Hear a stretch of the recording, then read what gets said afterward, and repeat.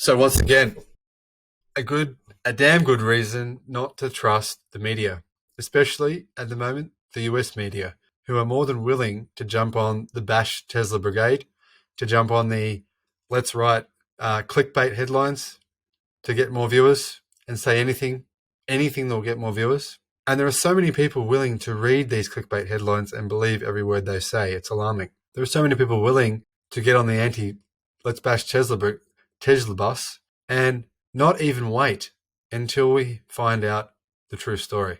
And this is yet another example of people not wanting to wait and find out the full story and jumping to conclusions. Now, as we know, there was a crash recently in Texas where it was incorrectly claimed that Tesla's Autopilot feature was at fault.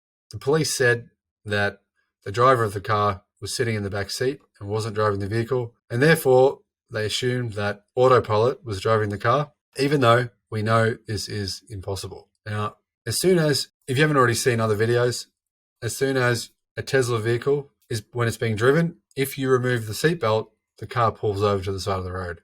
It definitely will not allow you to get out of the seat, move to the back of the car with Autopilot engaged. It's also virtually impossible to engage Autopilot on the street in which the car crashed. So many people in Australia in particular jump to conclusions. If you looked on the car forums, 90% of comments there were highly critical of Tesla, or highly critical of Tesla's Autopilot, or highly critical of the entire situation, and they were all more than willing to jump to conclusions and assume that Tesla's Autopilot feature was to blame.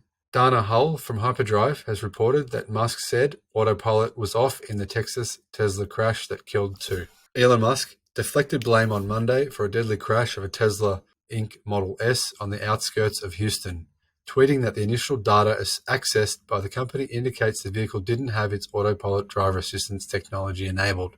Data logs recovered so far showed that Autopilot wasn't engaged and that the owner of the car hadn't purchased a full self-driving option to enhance its functionality, the chief executive officer said.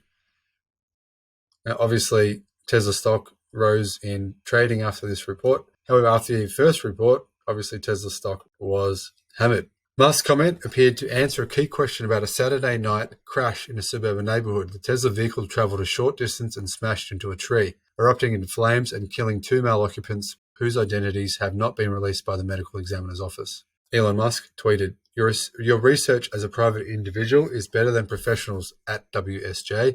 Data logs recovered so far show Autopilot was not enabled and this car did not purchase full self-driving. Moreover, standard Autopilot would require lane lines to turn on, which this street did not have. I'll repeat this. Moreover, standard Autopilot would require lane lines to turn on, which this street did not have. So that information, in addition to the fact that, like I said, it's impossible to get into the back of your car with Autopilot turned on, to get out of your seat and get in the back. If you do try this, the Tesla will simply pull over to the side of the road and stop.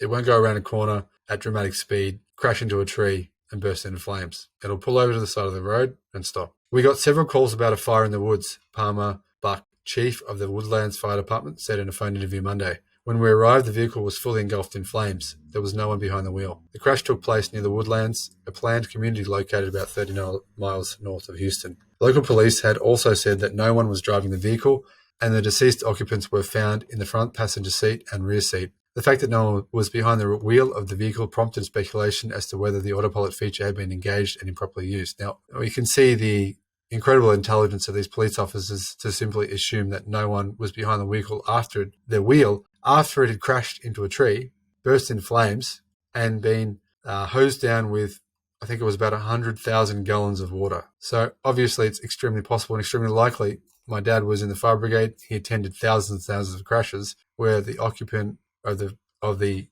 driver driving the vehicle was no longer sitting in the front seat. In fact, that's quite a common occurrence. So for the police to assume that because the driver was no longer in the front seat, therefore there was no driver, was obviously the wrong assumption.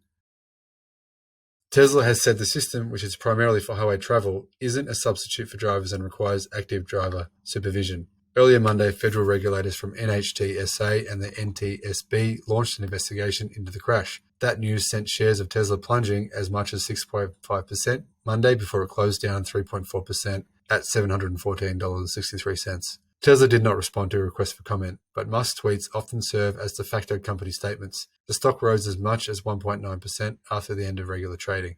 The fact that the fatalities come at a critical time for the EV market leader. It has rolled out a feature marketed as full self-driving to scores of customers that are beta testing the technology in advance of a wider release. Musk recently tweeted that improvements are being made to the technology each week, and the company has plans to roll it out as a subscription service.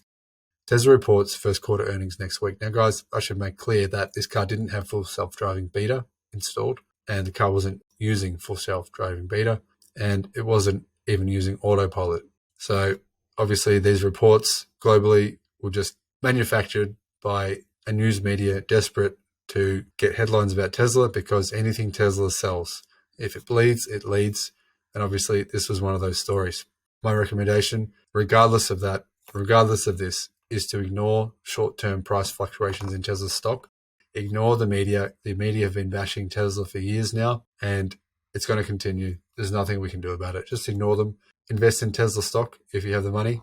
Keep investing in Tesla stock, because the market is changing. Everything is changing. Energy is changing. By 2030, the world will be using solely renewable energy, I believe. By 2030, the entire global car market will be renewable, and this change is happening now regardless of whether the media report these negative sensational headlines or not. Guys, I hope you've enjoyed this video, and I look forward to seeing you on the next one. Bye-bye.